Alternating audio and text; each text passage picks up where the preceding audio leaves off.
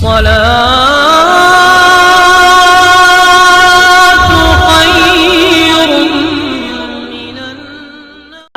علیکم ورحمۃ اللہ وبرکاتہ۔ پیارے دوستو، آج آپ سبھی کے لیے غیر مسلم لڑکی کا واقعہ، بڑا ہی عجیب و غریب واقعہ آپ کو بتائیں گے۔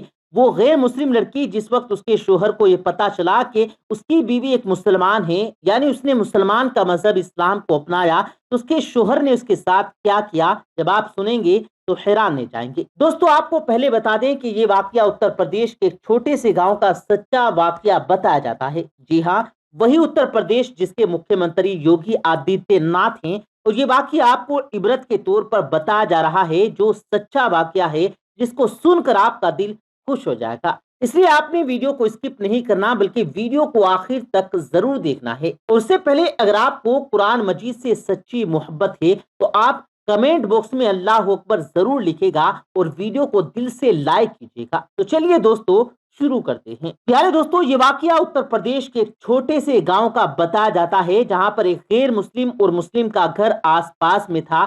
غیر مسلم کے گھر میں 4 یا 5 سال کی چھوٹی سی بچی تھی۔ وہ پاس میں ہی اپنی ایک سہیلی کے گھر پر کھیلنے کے لیے جا کرتی تھی۔ جس طرح سے عام گھروں کے بچے اپنے آس پاس کے گھروں میں کھیلنے کے لیے جا کرتے ہیں، ویسے ہی یہ اپنے پاس کے گھروں میں کھیلنے جا کرتی تھی۔ پر جس بچے کے ساتھ یہ کھیلنے جاتی تھی، وہ بچی مسلمان تھی۔ اس کی والدہ اپنے گھر میں بچوں کو قرآن مجید پڑھنا سکھایا کرتی تھی، اس لیے وہ لڑکی کچھ دیر تو اپنی سہیلی کے ساتھ میں کھیلتی۔ اس کے بعد میں جب اس کی والدہ اپنی بچی کو قرآن مجید سکھانے کے لیے بلاتی، تو وہ ہندو لڑکی بھی اس کے ساتھ میں، یعنی اس کے آس پاس بیٹھ کر قرآن کو دیکھا کرتی۔ دھیرے دھیرے اس کا بھی من، یعنی اس کا بھی دل پڑھنے کو کرنے لگا۔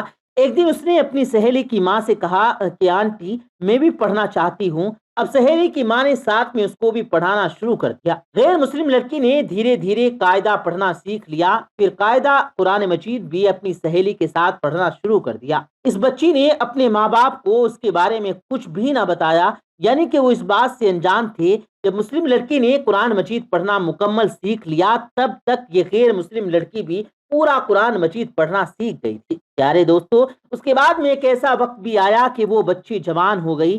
ماں باپ نے اس لڑکی کی شادی غیر مسلم ہندو کے ساتھ طے کر دی۔ وہ اتنا زیادہ سخت تھا، کٹر تھا، کہ مسلمانوں کو دیکھنا تو دور کی بات، مسلمانوں سے بات کرنا بھی پسند نہ کرتا تھا، کیونکہ اس کو مسلمانوں کے بارے میں غلط گائیڈ کیا گیا تھا۔ اب اس لڑکی کی شادی ہونے لگی۔ ایک دن وہ لڑکی اپنی مسلم سہیلی کی ماں کے پاس گئی اور اس کو کہنے لگی کہ میں نے آپ سے پورا قرآن مجید پڑھنا تو سیکھ لیا، میں نے دل ہی دل میں کلمہ بھی پڑھ لیا، مگر میں اس کے بارے میں اپنے گھر والوں کو کچھ نہیں بتا سکتی۔ اگر میں نے ان کو یہ بتا دیا تو گھر میں کلیش ہو جائے گا اور مجھے گھر سے نکال دیا جائے گا، اور اب میری شادی بھی ایک ایسے انسان کے ساتھ ہونے والی ہے جو مسلمانوں کو دیکھنا بھی نہیں چاہتا۔ یہ سن کر اس کی سہیلی کی ماں نے کہا، بیٹا، اگر تجھ کو قرآن پاک سے سچی محبت ہے تو اللہ تبارک و تعالیٰ پر بھروسہ رکھو، اللہ تعالیٰ تمہارے ایمان کو ضائع ہونے سے ضرور بچا لے گا۔ پیارے دوستو، اس کے بعد میں سہیلی کی والدہ نے اس کے لیے شادی کا ایک تحفہ تیار کیا۔ اس کو گفٹ کے طور پر قرآن مجید کو تیار کر کے دینے کا ارادہ کیا۔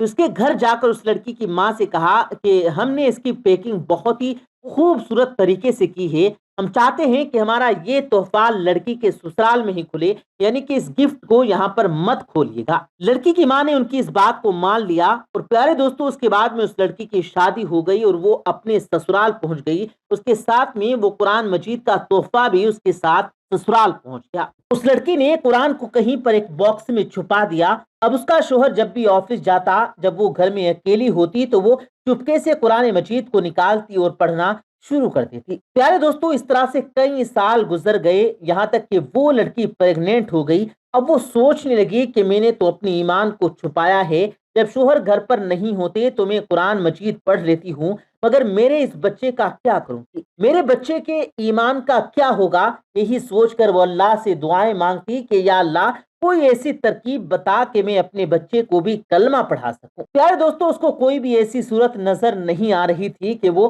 اپنے شوہر کے سامنے اس بات کو بول سکے، مگر اللہ کی شان دیکھیے، ایک اور اس کا شوہر بیمار ہو گیا، وہ ہاسپٹل میں اپنا ٹیسٹ کرانے کے لیے پہنچ گیا۔ جب ڈاکٹر نے اس کی ساری جانچ کر لی، جب اس کو اس کے بارے میں بتایا گیا تو وہ سن کر اور پریشان ہو گیا، کیونکہ ڈاکٹروں نے اس کو بتایا کہ اس کو کینسر ہو گیا ہے، اس کے بچنے کی امید ختم ہو گئی ہے۔ اب وہ شوہر یعنی وہ لڑکی کا ہسبینڈ، وہ پتی حیران اور پریشان اپنے گھر آیا، اپنی بیوی کو دیکھ کر رونے لگا، کہنے لگا کہ تم بہت خوبصورت ہو، وفادار ہو، محبت کرنے والی ہو، نیک ہو، لیکن اب تمہارا اور میرا ساتھ صرف کچھ ہی دنوں کا ہے، میری زندگی صرف 1 مہینے کی ہے اور باقی ہے۔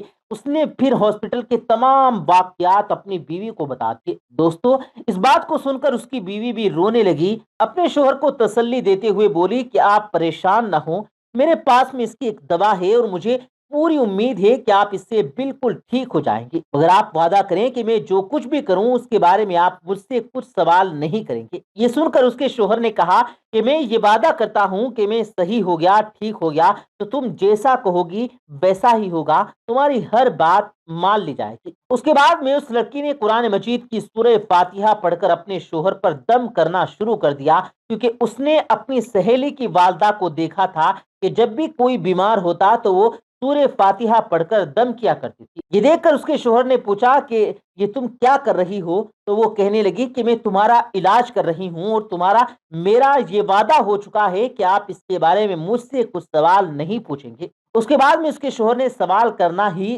بند کر دیا۔ پیارے دوستو، اس کے بعد میں اللہ کی شان کریمی دیکھیے، 1 مہینے تک وہ لڑکی اپنے شوہر پر سورہ فاتحہ پڑھ کر دم کرتی رہی، پورے یقین کے ساتھ، ایمان کے ساتھ۔